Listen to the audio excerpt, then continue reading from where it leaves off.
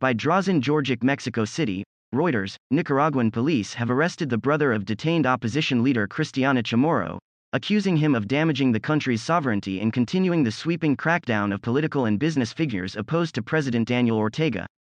About 20 prominent Nicaraguans, including Cristiana Chamorro and 4 other politicians who were planning to challenge Ortega in the November presidential elections, have been arrested in recent weeks.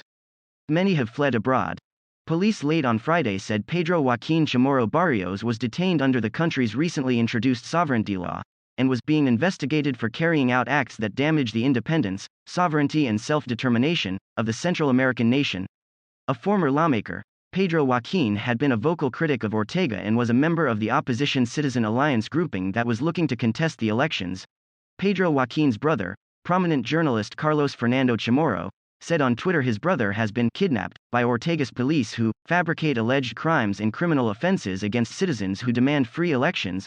Carlos Fernando had earlier this week fled abroad into exile with his wife after the police raided his home.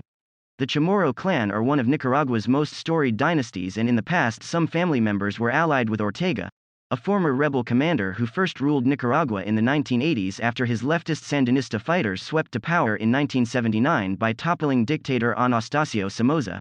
But over time they all broke off from Ortega, and Violeta Chamorro, the mother of Cristiana, Pedro Joaquin and Carlos Fernando, ended Ortega's first stint in power when she won the 1990 elections to become the president.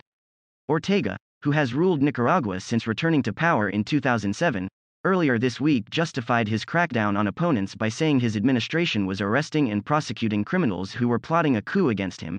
It's absurd to set them free. Everything we're doing it by the book, he said. Ortega's opponents accuse him of returning the country to the dark days of the Somoza dictatorship. Writing by Drazen Jorgic, editing by Alistair Bell.